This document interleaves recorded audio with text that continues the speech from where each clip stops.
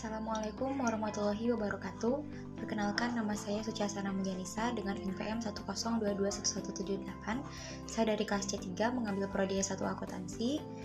Di sini saya akan membahas tentang analisis GCG terhadap laporan tahunan dari PT Antam Tbk.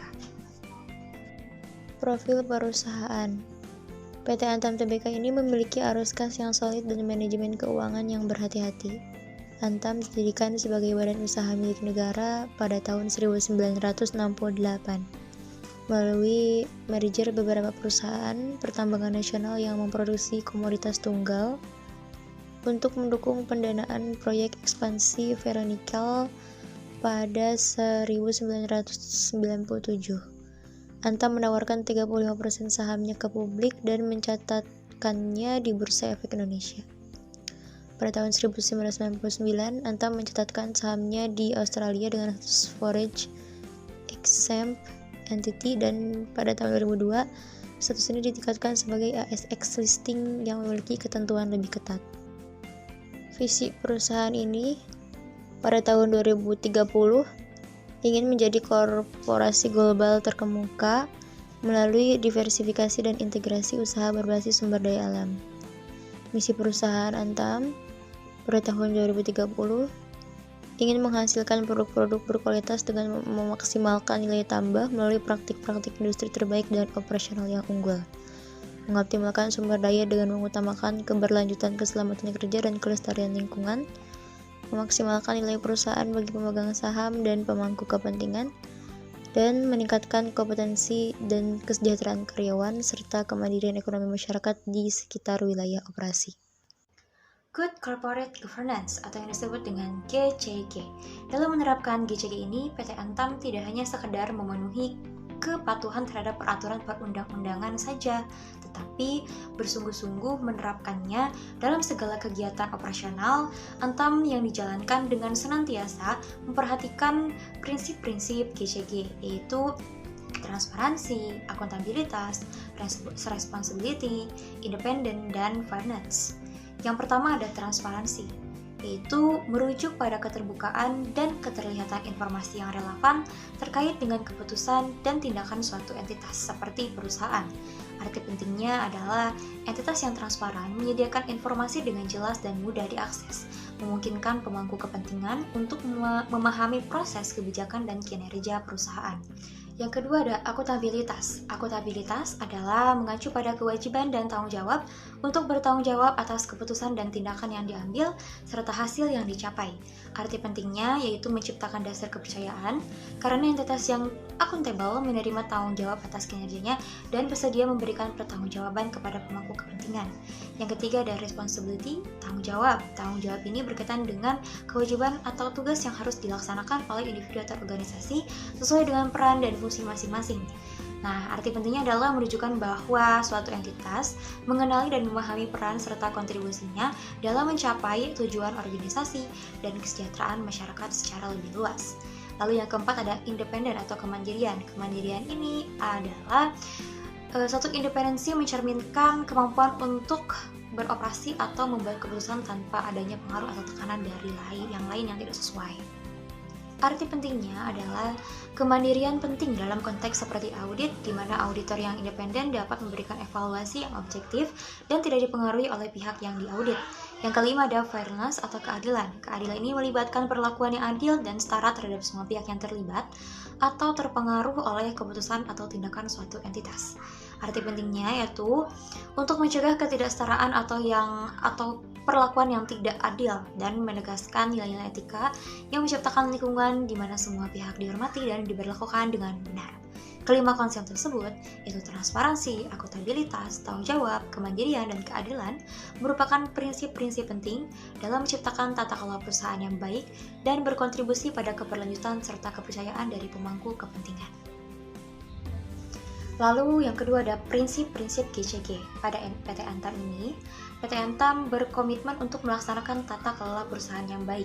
Hal ini diwujudkan dengan menetapkan kebijakan seperti pedoman tata kelola perusahaan atau Corporate Governance Policy atau CGP, Standar Etika Perusahaan, Code of Conduct atau COC, Piagam Dewan Komisaris atau BOC Charter, Piagam Direksi atau BOD Charter, Piagam Komite Penunjang Dewan Komisaris, Piagam Internal Audit Kepedoman Kebijakan Manajemen Risiko, serta kebijakan lainnya yang mendukung penerapan GCG secara konsisten dan berkelanjutan.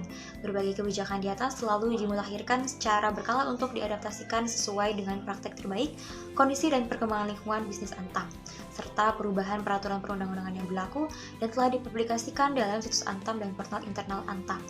Struktur kebijakan ini terdiri dari 3 tingkat, yaitu agar alur kebijakan tetap konsisten, maka di dalam COC, Charter, Manajemen Polis, Standar Operating Prosedur atau SOP, dan Work Instruction atau WI harus memuat langsung bagian-bagian yang terkait dengan CGP.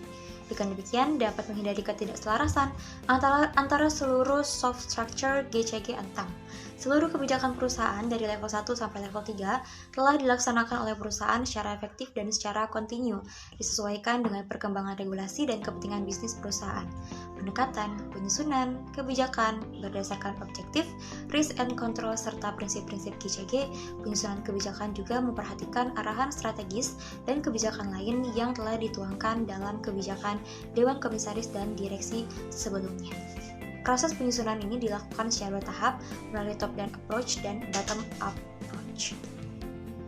Peraturan yang diterapkan dalam penerapan GCG ini di perusahaan PT Antam diantaranya: yang pertama ada kebijakan proses hubungan dengan investor dan pemegang saham berdasarkan surat keputusan direksi nomor 92K0732 DAT 2009 tanggal 3 Agustus 2009.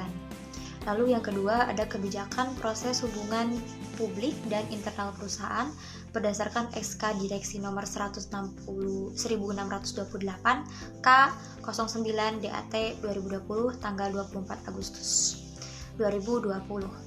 Lalu yang ketiga ada kebijakan perdagangan efek berbentuk saham berdasarkan SK Direksi nomor 242K02 DAT 2013 tanggal 27 September 2013.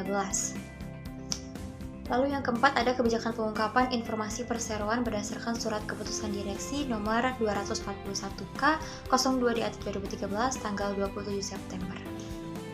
Lalu di sini ada struktur tata kelola perusahaan, yaitu rapat umum pemegang saham paling tinggi. Nah, ini rapat umum ini dihadiri oleh direksi dan dewan komisaris. Nah, ini dewan direksinya itu memiliki sekretaris sekretaris dewan komisaris. Lalu ada komite penunjang dewan komisaris juga yang dihadiri oleh komite audit, komite risk management, komite good corporate governance atau GCG, nominasi dan remunerasi.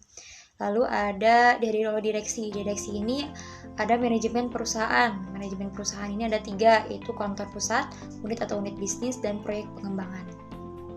Adapun tujuan dari penerapan GCG ini adalah yang pertama, meningkatkan kinerja PT Antam, dan yang kedua, meningkatkan profesionalisme dan pengembangan sumber daya manusia Antam.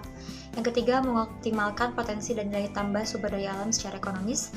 Yang keempat, memastikan bahwa pengelolaan keuangan dilakukan secara prudent dan terkendali dan menyusun laporan keuangan Antam. Yang kelima, ada meningkatkan kepercayaan investor, kreditur, dan pemegang saham. Yang keenam, memperhatikan kepentingan stakeholders dan Antam. Yang ketujuh, melaksanakan pemberdayaan masyarakat dan ikut berperan aktif melestarikan lingkungan. Isi penerapan GCG. Nah, dari isi penerapan GCG ini yang pertama, kebijakan tata kelola perusahaan Antam, Corporate Governance Policy CGP sebagai induk kebijakan perusahaan memuat hal-hal sebagai berikut. Yang pertama, hubungan antara perusahaan dengan pemegang saham. Yang kedua, fungsi serta peran dewan komisaris dan direksi. Yang ketiga, hubungan antar perusahaan dengan pemangku kepentingan. Yang keempat, pedoman GCG yang diadopsi oleh perusahaan. Yang kelima, prinsip-prinsip mengenai kebijakan perusahaan. Yang keenam, corporate governance policy as the principle is following. Penerapan GCG ini dilakukan secara berkala dan rutin sejak tahun 2004. Yang pertama, Dewan Komisaris Direksi seluruh jajaran pegawai Antam dan entitas anak Antam dilarang untuk menerima hadiah atau gratifikasi dalam bentuk apapun, baik secara langsung maupun tidak langsung, dari seluruh stakeholder Antam, termasuk tetapi tidak terbatas pada Hari Raya Idul Fitri. Sekira-kiranya ada pihak yang mengetahui adanya insan Antam yang meminta atau menerima hadiah atau gratifikasi kepada data dari stakeholder dengan mengatasnamakan pribadi atau maupun Antam, diminta untuk melaporkan kepada email kami melalui email whistleblowing@antam.com. Nah, ini emailnya dengan mencantumkan identitas yang jelas. Nah, yang berikut adalah capaian penilaian penerapan GCG. Yang pertama, 98,60% sangat baik, excellent, pedoman GCG BUMN. Nah, ini pedoman GCG BUMN-nya bagus sekali ya. Lalu 85,08% sangat baik, excellent, ASEAN Corporate Governance Scorecard. Nah, ini juga bagus.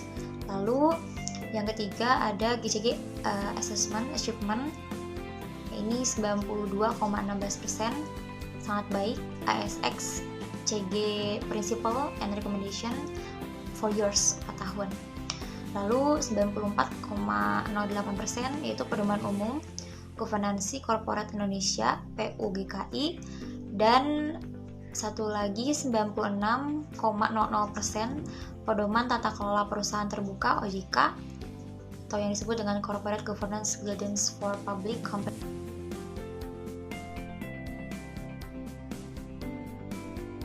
Nah, itulah yang dapat saya sampaikan. Semoga dapat bermanfaat buat teman-teman, khususnya bagi saya pribadi.